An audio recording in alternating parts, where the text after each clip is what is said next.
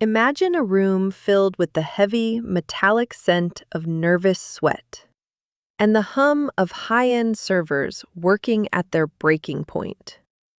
It is March 2020. Corey Feldman, a man whose childhood was sold piece by piece to the highest bidders in Hollywood, sits behind a screen. He has poured every cent he has, $1,300,000 of his own blood and treasure, into a single file. A documentary titled My Truth: The Rape of Two Coreys. This was supposed to be the moment the dam broke. The moment the names of the monsters who prowled the hallways of 80s cinema were finally etched into the public consciousness. But the system had other plans. Within exactly 15 minutes of the stream going live, the digital world went dark. The website didn't just crash, it was assassinated. A surgical strike meant to ensure that the secrets remained buried in the shallow graves of non-disclosure agreements and industry intimidation. For 15 minutes, the truth flickered like a dying candle, and then total silence. Feldman wasn't just fighting a few rogue predators. He was fighting a ghost in the machine that has protected the elite for decades. What you are about to hear is the story they tried to delete. This is not just a collection of old headlines or tabloid gossip. This is an investigation into a global architecture of silence. We are talking about an intricate, multi-layered network that Corey Feldman warned us about years ago, when we were too comfortable to listen. He told us that the number one problem in Hollywood was, is, and always will be pedophilia. He was mocked. He was called unstable. He was treated like a relic of a bygone era who couldn't let go of the past. But now, in 2026, the fog is lifting, and the shapes moving within it are terrifyingly familiar. We are looking at a shadow empire where the currency isn't just money, but the very life force of the vulnerable. The scale of this operation is almost too vast to comprehend. It is what actor Jim Caviezel calls an 8-armed octopus. You can cut off one tentacle, you can arrest one mid-level producer or one disgraced photographer, and the limb just grows back, stronger and more vengeful than before. To stop the bleeding, you have to go for the head. And that head is hidden behind the gates of billionaire estates, private islands in the Caribbean, and the pristine, curated images of the world's most beloved media icons. Think about the numbers for a moment. Let them sink in until they feel like lead in your stomach. In the United States alone, over 300,000 children under the age of 18 are pulled into trafficking operations every single year. That is an entire city of children vanishing into the dark. Even more haunting is the figure of 85,000. 85,000 children who have passed through the hands of the authorities only to disappear into a void with no follow-up, no records, and no accountability. Where did they go? Who bought them? And why is the silence from the halls of power so deafening? Feldman knew the answer. He lived it. He described being surrounded by them like vultures, men like Marty Weiss, John Graham, and Alfie Hoffman. He watched as the industry protected these men, moving them from project to project like chess pieces on a board where the children were the pawns. He saw Brian Peck, a man convicted in 2024 for crimes against a child, being welcomed onto the set of Anger Management, allegedly hired by Charlie Sheen himself. It's a closed loop, a self-sustaining ecosystem of abuse where the survivors are marginalized and the perpetrators are promoted. But this isn't just a story about the casting couches of the 90s. This is about a bridge that leads from those grimy hallways straight to the highest echelons of global influence. It leads to a man named Jeffrey Epstein and a private island that served as the dark heart of the elite world. When the documents were unsealed, the world looked for the usual suspects, but what they found were names that represent the very fabric of our culture. People like Oprah Winfrey. People like Ellen DeGeneres. Their names appeared in the Epstein files 5 separate times. Not once by accident, but 5 times in a ledger of shadows. The question we have to ask ourselves today is no longer, is this happening? The question is, how deep does the ritual go? We are entering a territory where the line between corporate corruption and ancient dark obsession blurs. We are talking about allegations of young skin rituals, of the consumption of youth, and the terrifying price of staying relevant in a world that demands eternal vitality. Corey Feldman has been sitting on a mountain of evidence that makes his 2020 documentary look like a rehearsal. He has been waiting for the right moment, for the moment when the public's hunger for justice outweighs their fear of the truth. That moment has arrived. But as we peel back the layers of this octopus, we have to realize that the closer we get to the center, the more dangerous the air becomes. Because some people will do anything to keep the lights off. They have done it before, and as we look at the fiery wreckage of those who tried to speak, we realize they are more than willing to do it again. But let's go back. Let's start where the paper trail begins, in the heart of the machine that turns children into commodities. Imagine an organism so vast and so deeply embedded in the bedrock of society that its movements are felt from the sun-drenched streets of Los Angeles to the most desolate corners of the globe. This is what Jim Caviezel, the man who portrayed the ultimate sacrifice on screen, calls the 8-armed octopus. When Caviezel stepped out of the scripted reality of Hollywood to film Sound of Freedom, he wasn't just taking a role, he was declaring war on a shadow industry. He was told, in no uncertain terms, that his career would be finished within 3 years if he moved forward with the project. Think about that. Not that the movie would fail, or that he would lose a few fans, but that the machinery of the elite would systematically erase him from the industry. Why? Because the octopus does not like its tentacles being counted. It does not like the light hitting its translucent, predatory skin.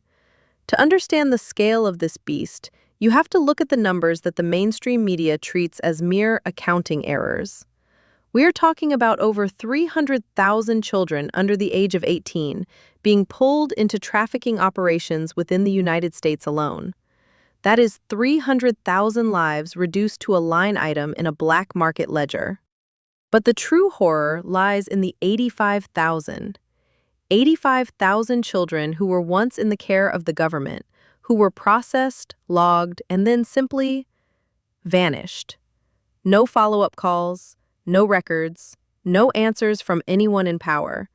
It is as if they were fed directly into the mouth of the machine, and the gatekeepers simply looked the other way. This isn't a failure of the system. It is the system working exactly as it was designed. The Hollywood arm of this octopus is perhaps the most visible, yet the most aggressively protected. It operates through a cycle of trauma and silence that stretches back decades. We see it in the case of Brian Peck, a name that sends a shiver through anyone who knows the dark history of children's television. In 2004, Peck was convicted for crimes against a child that were so heinous they should have made him a pariah for life. Instead, the industry did what it does best. It sanitized him. He was allegedly brought onto the set of the show Anger Management, a move linked back to Charlie Sheen, another name that Corey Feldman has highlighted with a red pen for years. It is a terrifyingly small world. Marty Weiss, John Graham, Alfie Hoffman, these aren't just names on a list. They are the connective tissue between the casting couch and the trafficking ring. Feldman has often spoken about the vultures that circled him when he was a child star, but the reality is even more calculated. The industry creates an environment of total dependency where the predator is the only path to success. When Brian Peck was victimizing young actors like Drake Bell, he wasn't just a lone actor. He was a symptom of a culture that values the whim of the powerful over the safety of the innocent. And when these predators are finally exposed, the octopus simply shifts its weight. It sacrifices a few mid-level players to keep the head of the monster hidden. But Jim Caviezel warns us that cutting off one arm is not enough. You have to take the head. And the head is not found in a dark alleyway. It is found in the boardrooms and the private estates where the world's most influential figures gather to discuss the future of humanity while hiding their own dark appetites. The money trail doesn't stop at a local pimp. It flows upward into a multi-billion-dollar infrastructure that includes private jets, offshore accounts, and islands that exist outside the reach of any law. Corey Feldman has been screaming about this infrastructure for over 30 years. He has seen the faces of the men who run the show, and he has felt the cold weight of the silence that follows every time he tries to name them. The question we must face as we look at the statistics of the 85,000 missing children is, who is the consumer? Trafficking requires a market. It requires people with enough power and enough money to believe that they are entitled to the bodies and the lives of the most vulnerable. This is the dark energy that fuels the elite circles of Hollywood and beyond. It is a belief that they are a different species, that the rules of morality do not apply to them, and that children are nothing more than a renewable resource for their own twisted rituals. As we move closer to the center of this web, we start to see the names that we were taught to trust, names that have defined our entertainment and our culture. The octopus has many arms, but they all lead back to the same cold, calculating brain. And as the 2026 investigations continue to peel back the layers, the world is beginning to see that the monsters we feared in the dark were actually standing in the spotlight all along. If the Hollywood sets were the hunting grounds, then the private islands were the laboratories of the untouchable. To understand how the octopus breathes, you have to look at the coordinates of a tiny speck of land in the Caribbean called Little St. James. For years, the name Jeffrey Epstein was whispered in the hallways of power like a dark spell. A man who didn't just have money, but who had the kind of leverage that could make a world leader sweat through a tailored suit. When the seals were finally broken on those thousands of pages of court documents and flight logs, the public expected to see the usual suspects: politicians with wandering eyes and shady businessmen. What they didn't expect was the recurring presence of the icons we were told to model our lives after. 5 times. That is the number that haunts the archives. 5 separate instances where the names of Oprah Winfrey and Ellen DeGeneres appear within the unsealed Epstein documents. In the court of public opinion, a name in a log is not a conviction. But in the world of high-stakes influence, there are no accidents. Proximity is a choice.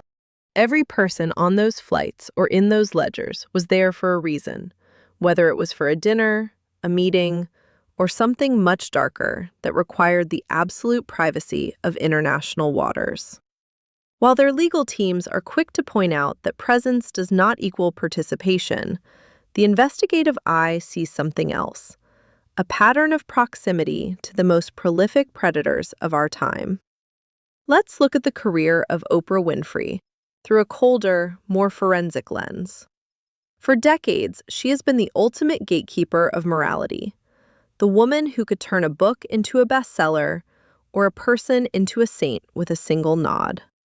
But there is a shadow following that golden touch.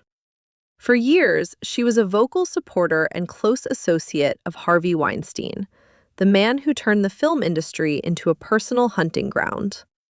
We see them in photographs, smiling, leaning in, a public validation that told every young actress in the room that Weinstein was a man to be trusted because Oprah trusted him.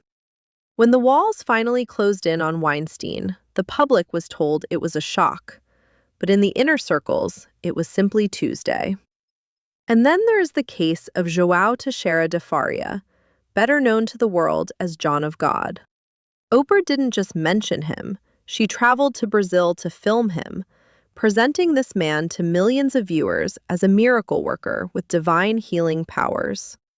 She gave him a global platform, a stamp of approval that allowed him to continue his work on an unprecedented scale. Years later, the truth emerged from the mouths of hundreds of women. John of God was not a saint, but a serial predator who had used his position to assault dozens of victims. Again, the pattern repeats. high-profile validation followed by a horrific revelation. It raises a question that Corey Feldman has been asking for years. Is it possible that these media icons serve as a buffer? Are they the friendly faces that make the monsters look human? Ellen DeGeneres, the woman who built an empire on the slogan, "Be kind," finds herself caught in the same gravitational pull of the Epstein orbit. The documents don't just list names, they list connections. And the connection between the world of daytime talk shows and the world of private islands is tighter than anyone wants to admit. When you are that famous, your circle is tiny. You know who the players are. You know who provides the jets, who hosts the parties, and who has the special guests. The defense is always the same. They didn't know. They were just there for the networking. But as Jim Caviezel points out, when you are dealing with a system that traffics in the lives of children, not knowing is a luxury that the victims never had. The atmosphere in these circles isn't one of overt criminality. It is one of supreme arrogance. It is the scent of expensive sea salt mixed with jet fuel, and the quiet confidence that the law is something that happens to other people. When you look at the 5 times those names appear in the Epstein files, you aren't just looking at data points. You are looking at the intersections of power. This is how the protection works. You don't need a written contract to keep a secret when everyone is holding a piece of the same dark puzzle. If one person falls, the whole structure shakes. That is why the defense of these individuals is so fierce, so coordinated, and so expensive. They aren't just defending a reputation. They are defending the integrity of the entire 8-armed octopus. But the light is getting closer. The documents were just the beginning. The real fear in Hollywood isn't what is in the logs. It's what the people who were on those flights are starting to whisper to investigators in 2026. They are starting to talk about what happened when the cameras were turned off and the kindness stopped. Beyond the ledgers and the flight logs lies a territory so dark that the human mind instinctively tries to reject it as fiction. But in the corridors of absolute power, where money has lost its meaning and morality is a relic of the past, the pursuit of eternal youth has taken a predatory turn. We are no longer talking about simple vanity. We are talking about a belief system, a ritualistic obsession with the very essence of life. Sources close to the inner circle of Epstein's world have whispered of practices that sound like something out of a medieval nightmare. They describe an elite class that believes consumption is transformation. They believe that youth can be taken in, that vitality can be absorbed, and that the blood and skin of the innocent carry a biological charge that can stall the hands of time. This is the young skin ritual, a black market industry of anti-aging that goes far beyond any legal clinic. It is a world where the life force of a child is treated as a high-end commodity, a serum for those who refuse to grow old. For those who catch a glimpse of this machinery and try to speak, the price is often their life. Consider the story of Anne Heche. In the late 1990s, she was one half of Hollywood's ultimate power couple, standing side by side with Ellen DeGeneres. She was in the room. She was at the parties. She saw the faces behind the masks. But as the years passed, the glamour began to peel away, revealing a skeletal truth. By the time 2022 arrived, Heche was no longer just an actress. She had become a liability. She was working on a project titled Children of the Machine, a documentary intended to blow the lid off the global child trafficking network. Insiders from her production team claim she wasn't just investigating from the outside. She was documenting what she had witnessed firsthand during her time in the highest tiers of the industry. She reportedly spoke of strange ritualistic gatherings where the guests of honor were not celebrities, but the terrified children who had been funneled through the 8-armed octopus. The end came in August 2022. On a bright, hot day in Los Angeles, the world watched in horror as footage emerged of a blue Mini Cooper screaming through residential streets at speeds exceeding 90 miles per hour. This wasn't a simple accident. It was a desperate, high-velocity flight from something unseen. The car slammed into a house, erupting into a fireball that reached temperatures high enough to melt steel. But it is the footage from the aftermath that continues to haunt the investigators of 2026. As the firefighters wheeled a charred, sheet-covered body toward the ambulance, the corpse suddenly sat up. Anne Heche fought. She struggled against the restraints, her body a map of trauma, as if her very soul was refusing to let the silence take her. She was alive when she left that scene, yet days later, she was declared brain dead and taken off life support. To the official record, it was a tragic accident fueled by a mental health crisis. But to those who knew what she was carrying in her briefcase and on her hard drives, it was a surgical removal. The documentary Children of the Machine vanished from the mainstream schedule. The witnesses she had interviewed suddenly went cold. The message was sent loud and clear. Even if you are an A-list star, even if you have lived in the heart of the sun, the machine can grind you into ash in a single afternoon. Sources within her underground team believe the crash was a targeted hit, a high-tech assassination carried out via the remote hijacking of her vehicle's electronic systems, a chillingly common theory in the age of digital warfare. Heche knew that the consumption she witnessed was not just metaphorical. She believed that the elite were literal vampires of vitality. She had seen the way they looked at the young, not with affection, but with a predatory hunger. And she wasn't the only one. Corey Feldman has hinted at these same rituals, describing a level of depravity that the public is not yet prepared to handle. He speaks of the skin rituals, not as a conspiracy theory, but as a lived reality for the children who are discarded once their vitality has been drained. Imagine the terror of being Anne Heche in those final moments. The realization that the woman you loved, the industry you built your life in, and the people you thought were your peers were all part of a necrotizing system that feeds on the most vulnerable. She was running toward the truth, and the truth hit her with the force of a 1,000-degree flame. But the fire didn't consume everything. In the shadows of 2026, fragments of her work are beginning to resurface. The names she wrote down, the rituals she described, and the connection between the kindness of the talk show stage and the cruelty of the private island are finally being stitched together. The octopus thought it had silenced her, but a ghost is a hard thing to kill when its words are written in the blood of 85,000 missing children. The silence is breaking, and the screaming is just beginning. The year is 2026, and the walls of Jericho are not just shaking, they are turning to dust. For decades, the elite relied on a single, cynical calculation that the truth was too horrific for the average person to believe. They banked on your skepticism. They counted on you turning away from the screen because the reality of 300,000 trafficked children and the involvement of the world's most beloved icons was simply too heavy for a Tuesday evening. They thought the shadow of the 8-armed octopus was long enough to hide their rituals forever. But they miscalculated the power of a story that refuses to die. The silence has finally been broken by the sound of 1,000 voices that refuse to be quieted, and the vibrations are tearing the foundation of Hollywood apart.